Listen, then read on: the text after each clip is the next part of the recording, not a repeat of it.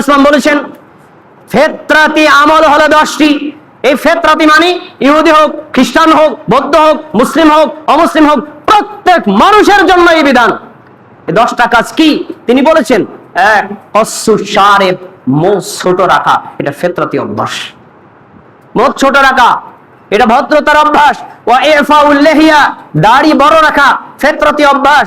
ওয়াস সিওয়াকু, মিসওয়াক করা ফিতরাতি অভ্যাস। ওয়াল মাদমাদাতি, কুলি করা ফিতরাতি অভ্যাস। ওয়াল ইস্তিনশাকু বিল মা, এবং নাকে পানি দিয়ে নাক ঝাড়া ফিতরাতি অভ্যাস। ওয়াসলুল বারাজিম, নিজের শরীরের গ্রন্থিগুলো ধৌত করা।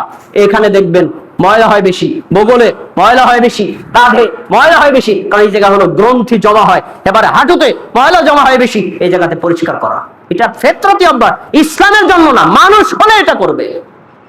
তারপরে তিনি বলেছেন এরপরে ওয়াল ইস্তিনজাউ বিল মা, পেশাব পায়খানা করার পর পানি দিয়ে পবিত্রতা অর্জন করা। এরপরে ওয়াকাসসুল আযফার, ওয়াকাসসুল আযফার, নখ কেটে ফেলা। এরপরে ওয়ানাতফুল ইবিতি, বগলের লোম পরিষ্কার করা। এটা মানবীয় ফিতরত। আপনি মুসলিম না হন, কাফের হন, তাও করা উচিত, তাও করা উচিত। এরপরে বলছেন ওয়া হালকুল আনাতি, লজ্জাস্থানে লোম পরিষ্কার করা। হাদিসে আসছে এটা মানে সর্বনিম্ন হলো 7 দিন, সর্বোচ্চ 40 দিন।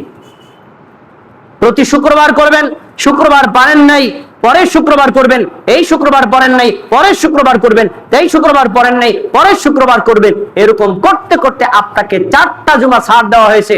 40 দিন ক্রস করলে আপনার জন্য হারাম হবে বগলের লোম রাখা, আপনার জন্য হারাম হবে নিজ নাভির নিচের লোম রাখা।